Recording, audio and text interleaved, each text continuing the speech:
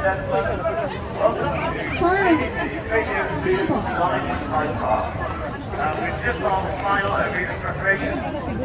po mga members of the Pensioners Association po dito.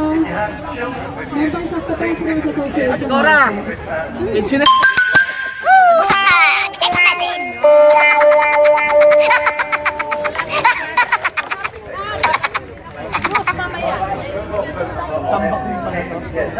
Okay, ang susunod po natin speaker is siya po ang isa sa mentor ko, siya po ang isa sa advisor ko.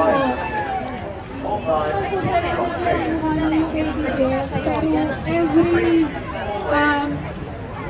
personal, sensitive, I can say matter, siya po yung nag-guide po sa akin through this. Hindi po ako, wala po ako alam sa pinagi ko, wala po ako, hindi ko alam bakit ako nandito ngayon, pero I believe it's a calling for me to guide you to be. Huwag na kasara na to, oh. Huwag mo ikali, pag naitakain kasi hindi Anyway, susunod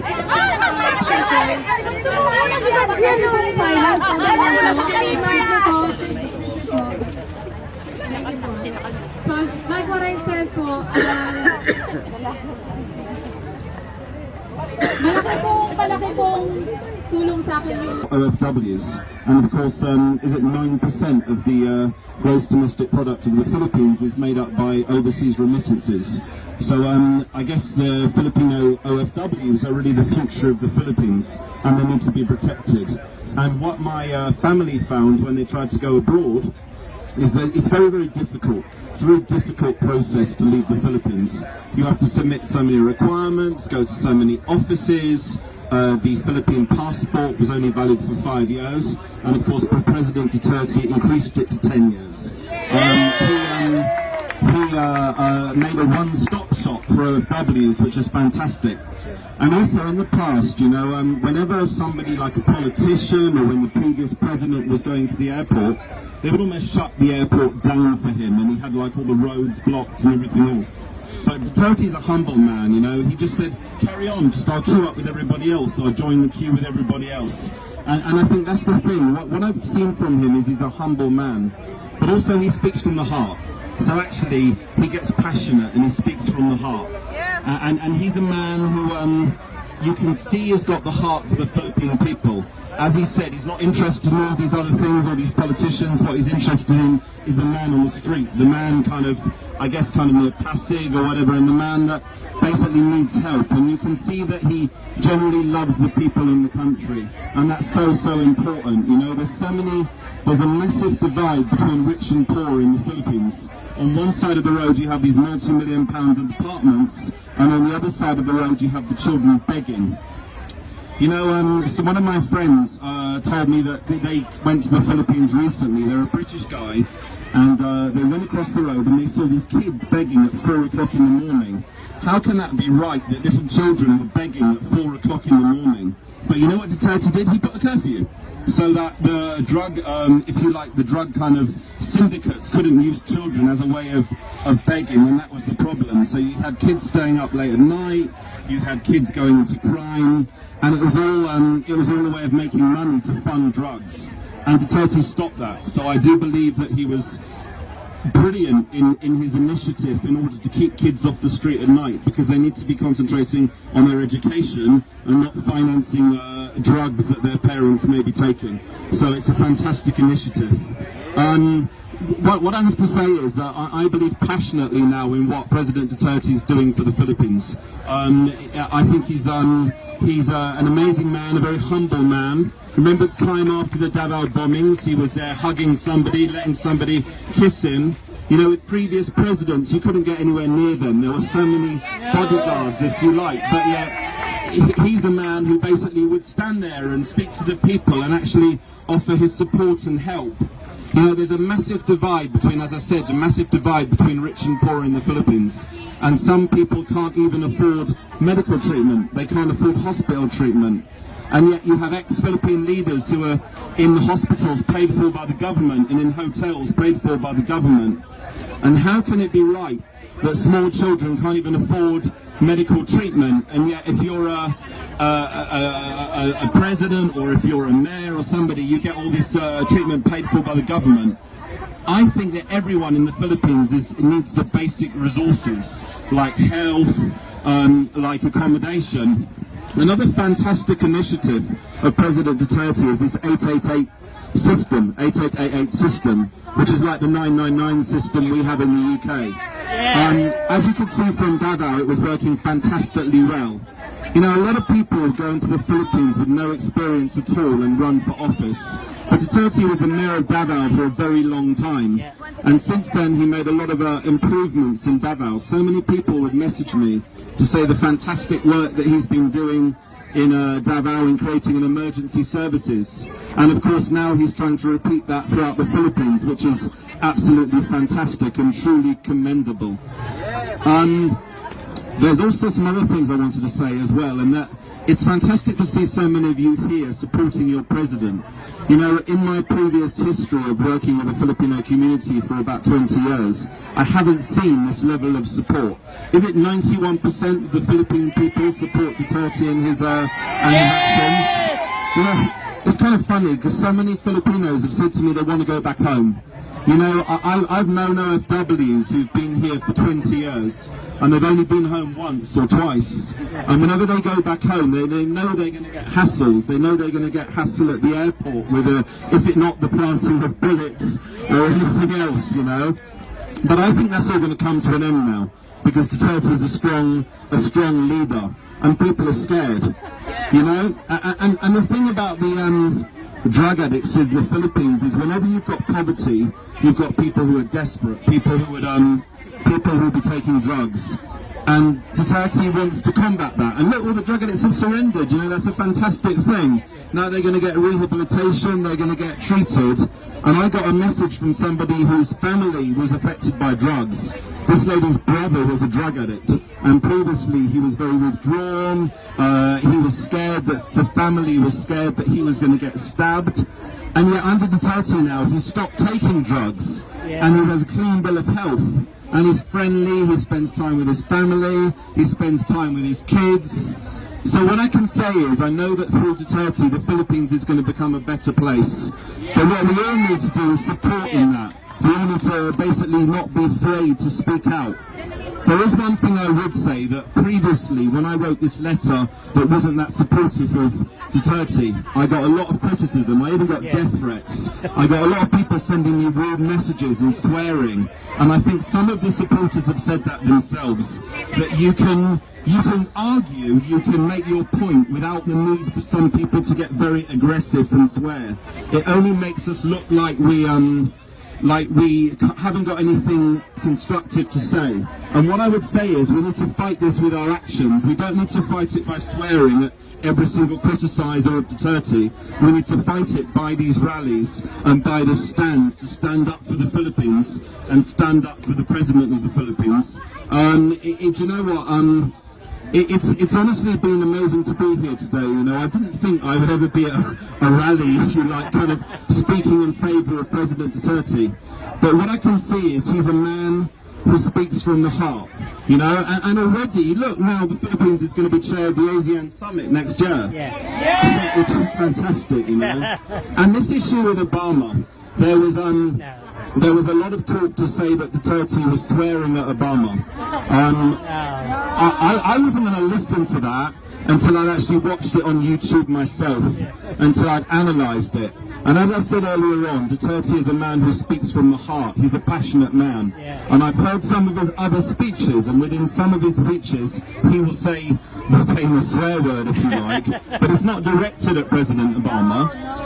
It's directed basically just at his anger on what's happening in the Philippines, what's happening with corruption, what's happening with crime in the Philippines. And he's a man who wants to change that, so he's a man who speaks from the heart. And I'm very pleased to see that Obama's already said, you know, it's just colourful language, that's the way the man speaks, it's nothing personal. So he's winning over leaders from around the world. You only have to look at what happened when he went to Indonesia. He got a fantastic response, a fantastic outpouring. I've never seen a president being welcomed that way. So you know, it's fantastic. Thank you so much, everybody, for the invite. Thank you so much for your support. Thank you very much for your love of the Philippines, you know. The Philippines is close to my heart, and the Philippine people are close to my heart. Maraming salamat po. And mabuhay President Duterte, mabuhay Filipinos, maraming salamat po. Thank you.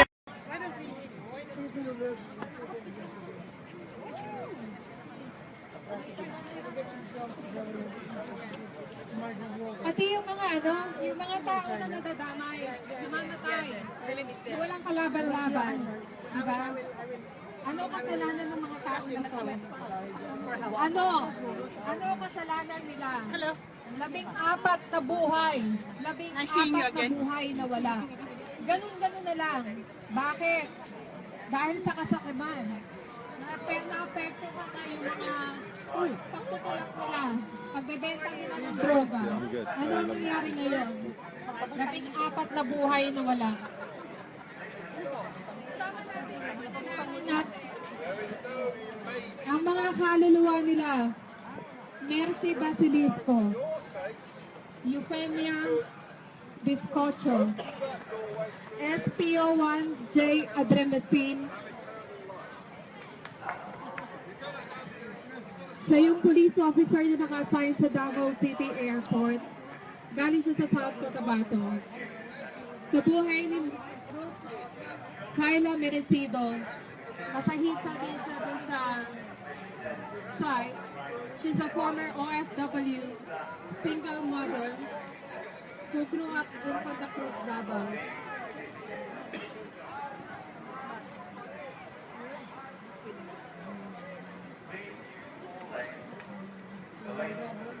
Single.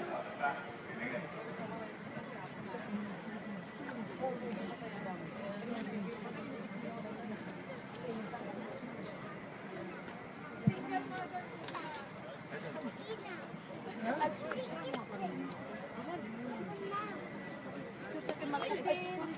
They want to have a picture. Wala akong tatayo. Sorry. Ako na lang sa tabi. Say cheese. 1, 2, 3. Sakay sa ba? Sakay sa tabi. No. Bakit mukha ako na kuha? I'm on Facebook Live. Direction. Dito ako sa harap. I need to forward it. It's like a comedy I'm watching. No, it's good. It's good. Sorry, I've got my bag here. Sorry. Sorry. Thank you. Thanks. Thank you, Malcolm. I feel really fat. Okay, ready? Galing sa Davao. 1, 2, 3, go! Para sa inyo.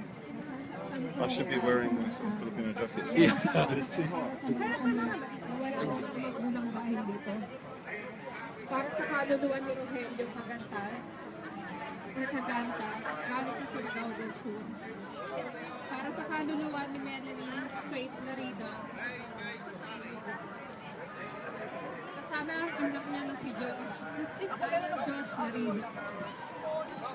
Ngayon, nawalan na ng asawa, nawalan pa ng anak, dahil sa pagbomba. Isipin niyo po kung paano pa mag-move forward.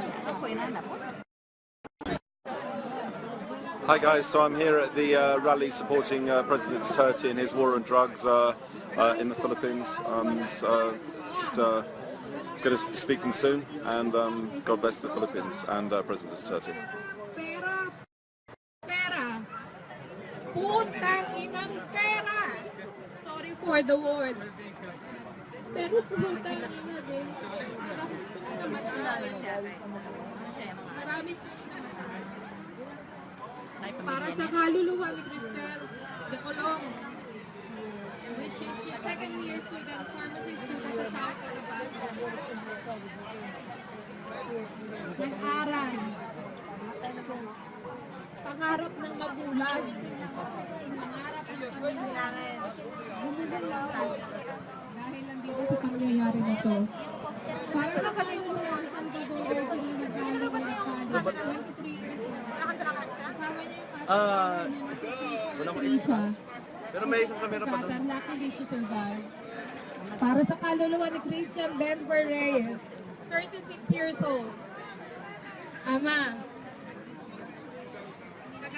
Kasama niya yung asawa niya na si Juana, na also nasugatan sa event, sa pagsabog. Para sa kaluluwa ni Evelyn Secretary, para sa kaluluwa ni Pipalawan Mamakua, she's Official Commission on Higher Education, ARMM, from Ethnic Iranon. She finished doctorate degree holder in Cotabato City State Polytechnic College. Para sa kaluluwa ni Maria Luz Arellano. Para sa kaluluwa ni Cynthia Gail Bisnon, private duty ng hospital. Which is si Cynthia Gail Bisnon is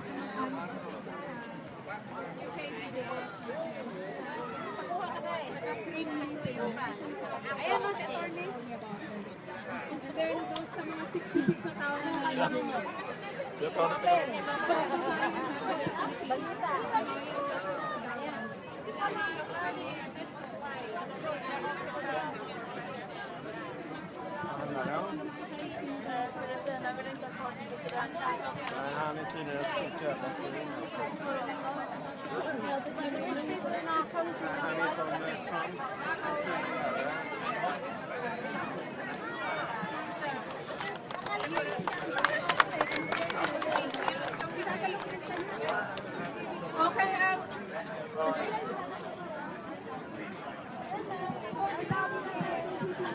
Ada pa rin. Pensioners Association, Pensioners Association.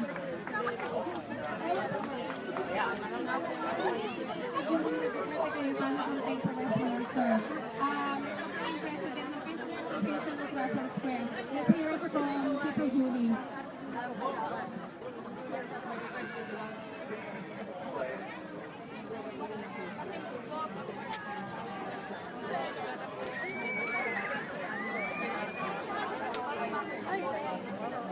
I didn't expect that you're so tall.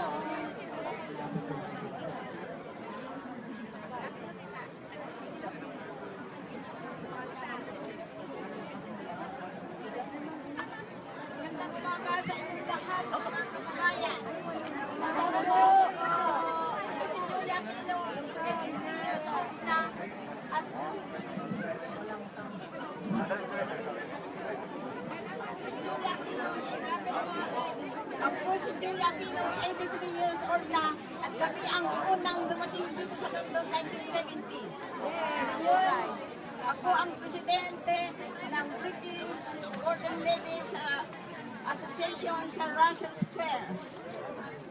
Kaya, nung President Duterte, nung bago election, ako na yung isa na 82 na nangumpanya dito sa London.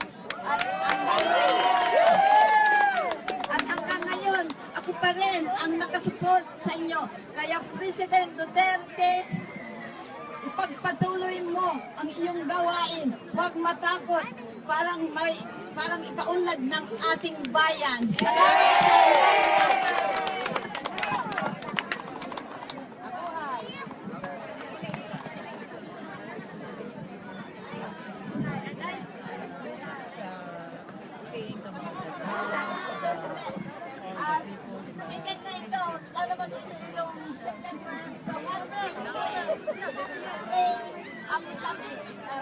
Na to, and then at the same time po kasi siya po yung nag-guide sa akin. And then if I do, if he thinks that I'm doing something wrong, siya po yung nag-correct sa akin. And then any matter that related and concerned sa grupo po natin para hindi po tayo malit in a wrong way. Kasi meron pong mga dilaw na nagpapanggap na kagaya natin, which is hindi naman. Merong mga dilaw. Tawag nga balingding sa Tagalog, di ba? So you have to be careful with those people that are taking advantage as part of it. Anyway, I'm telling you about it. Let's go welcome to Roma Labuya. Well done. I'm gonna tell you, marami po kayong matututunan dito sa city. I'm telling you po. Ang matagal na hindi ko pa lang po. You're live! Hinahanap ko si Ogie!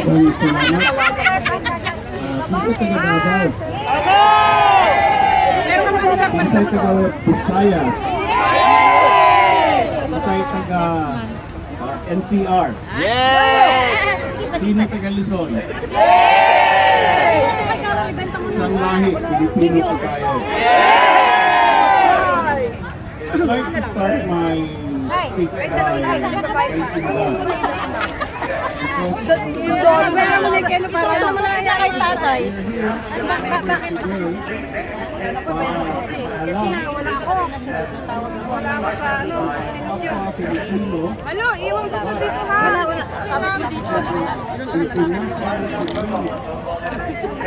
Na tayo, simple, ordinaryo mga tao, ang iba siguro sa atin, walang komunidad na hawak.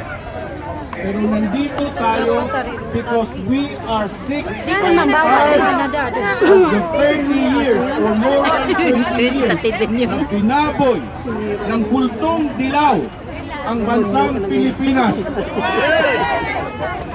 Nandito tayo because hindi na tama ang pinaggagawa ng nakaraang administrasyon. Rose, ano mo nga muna, live tayo eh. Ganun mo lang muna. Pupunta ako dyan. Ganyan mo lang. Hintayin ko mga malubat. May point mo lang doon. Give me 10 minutes. Bear with me. Dumating, may pangalan na to. Sinasabi ng kultong dilaw, Paid na yan, baka good governance daw. Ang sinasabi ko, GG nga sila. Gulong-gulo. Ginugulo nila ang Pilipinas. Politics is a science. It is a complete science. Nathan. Kasi yung kay Nathan. Mahihirapan. Kailangan mong tantuhin ang panahon. Ulan ba? Araw ba? Kailangan mong pakiramdaman kung ano ang gusto Pinagagawa Thanks, Rose. politics. Thank you, Rose. Also a Thank you. dance. Thank you, Rose. Kailangan na marunong ka tumakas kung kakailanganin na umakas. Dapat din na nandyan Kaya yung inaantay nyo, eh parang wala. umakas, move forward kung kakailanganin. Politics is a song. Dapat alam ng Pilipino, alam ng kapwa natin Pilipino na marunong tayong magbasa. Si President Duterte, bago pa siya naging presidente, marunong siyang sumayaw, marunong siyang kumanta, at scientist siya. Kaya siya ang ibinigay ng buong may kapal sa Pilipinas kasi kawawang-kawawa po tayo. So we are thankful that finally, after so many years, after so many decades, nagkaroon tayo ng presidente who is able to guide us. Yan si Duterte. I'll tell you my story. I am from Davao, although from Davao, bundok ng Davao. Pero may bahay kami sa city. Agaw. Pero taga nabunturan ko. Now, si Duterte, it took a while for him to be able to understand the Davaoeños. But over time, he was able to cleanse it. He was able to make peace with the local left. He was able to make peace with our Muslim brothers. He was able to make peace with the community leaders. That is our president. And what he is doing now is not strange, is not new. What he is doing now in our country are the same things, the same template that he has been doing all this time to make Davao City a peaceful city. Yes. Yes. Yes. We have a very greedy, we have a very influential media, and I call them greedy media. They do not understand the suffering of the Filipino people. Yes. Yes. True. They only understand the suffering of the oligarchs. Yes. Kapag walang pera, kawawa ang mga mayayaman. I was in the Philippines in July, 15 days after President Duterte was sworn into office. And I tell you, sa 15 days na yan, as soon as I set foot at the airport, ibang-iba na ang Pilipinas. Yes! 15 days! Yung isang gagong dilaw, who was there for 6 years, was not able to stop tanim bala. This person, a probinsyano, 15 days. Walang tanimbana. Sasabihin ko sa inyo, dire-diretso. Yes. Dire-diretso. Wala na yung takot ng mga Pilipino. I was there. I was able to speak. I stayed for 2 hours. My flight was not delayed. But I had to wait kasi like iba ng eroplano. Yun ang sabi ng PAL. Pero one, there was no more tanimbala. Surprisingly, ang mga toilets, ang babango, Dili pwede na. check-in, Kanang gamay ra ba? check-in. And you might have heard, tayong mga overseas Filipino workers, tayo na nagbibigay ng karangalan sa bansang Pilipinas, one-stop shop, agad-agad. Yan ang 15 days ng ating presidente. Probinsyano, walang alam, walang pera. But he was able to, and he will still deliver for the good of the Filipino people. Yes! He's the best! In August this year, the reason before November 28, 2015, I was critical. This is the relationship. By the way, I am from the left side of the spectrum. I belong to the Mabayarang bloc. I am from Bayan Muna. And we have this very healthy relationship with our president. And I tell you how it is. Your president, my president, doesn't like sup-sup buto. He doesn't like SSB. Ang nangyari nung nakaraang administrasyon, if you are an SSB, then you must be good. This president doesn't do his politics that way. He likes Filipinos to confront him, to tell him as it is if something that he's doing is wrong. He does not like Filipinos who keeps on saying, yes sir, yes sir. he is not that kind of president. Not a puppet. This president is our chance for a better Philippines. Duterte! In August this year, I was privileged to be part of the Kababayan for Thank you Change. for Can we watching, raise guys. the Kababayan for Change posters? I was in Kababayan for Change. The Kababayan for Change is an aggregation of all communities across the globe. Dito natin, kaliwa, kanan, sentro, magkasama tayo para sa pagbabago. I was privileged to be in Oslo, Norway for the peace talks. This is one of the reasons why I supported and I campaigned for President Duterte. As some of you may know, I am the chair of Campaign for Human Rights in the Philippines here in the UK. And people during the campaign has been insulting me. You know the yellow coat? They have been doing that to me during the campaign. They've been insulting me, telling me that why have you been campaigning for Duterte?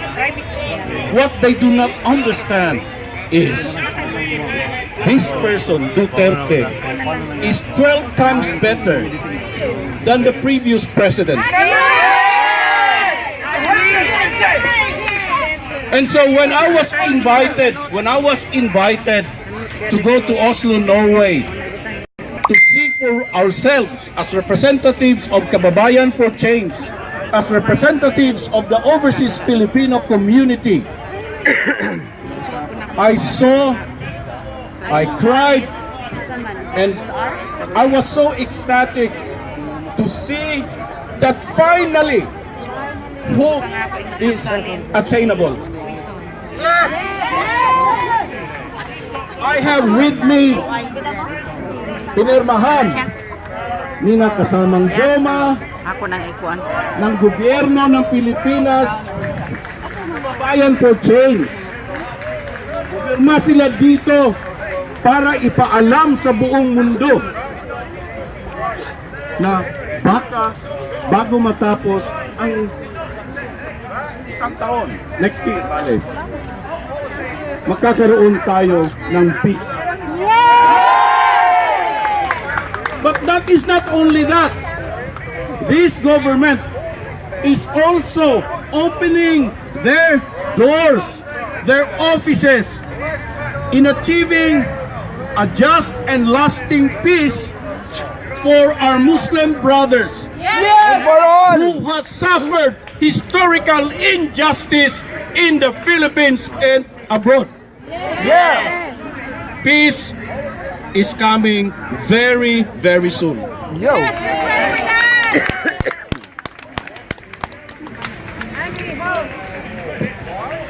President Duterte's war on drugs.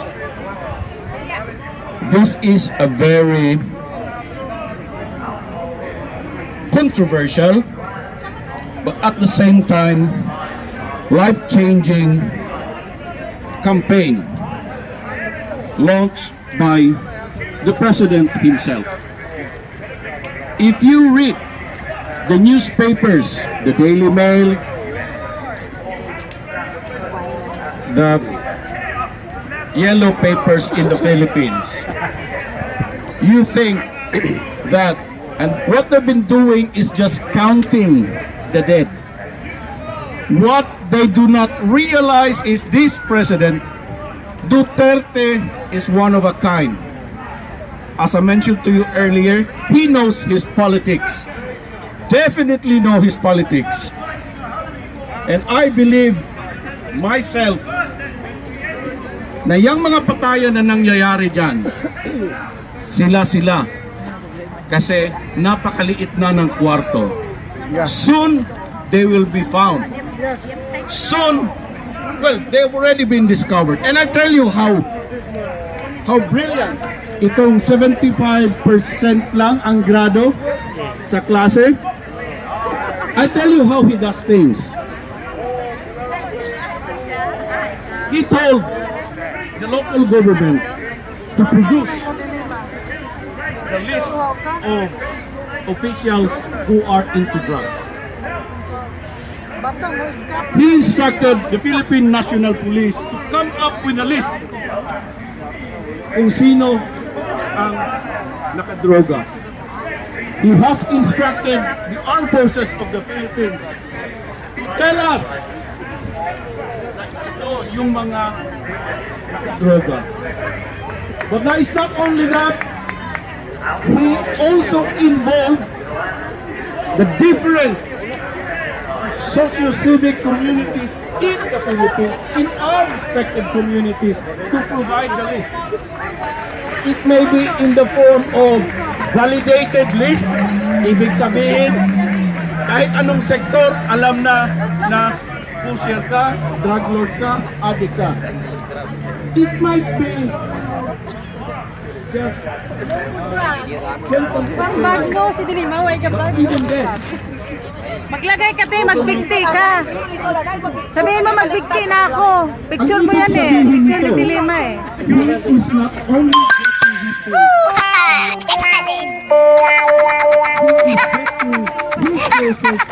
all sectors of our society in the Philippines. And therefore, kapag corrupt ka na nasa gobyerno, and itong governor na ito wala sa listahan, but in 6 other agencies, his name is on the list, magdududa ako sa'yo. And that is how effective the way he is fighting drugs, criminality, and corruption in the Philippines. Yes! What is our role dito sa ibang bansa? Dapat bilang mga diehard Duterte supporters, we should know when, as I said to you before, si Duterte ayaw ng SSB.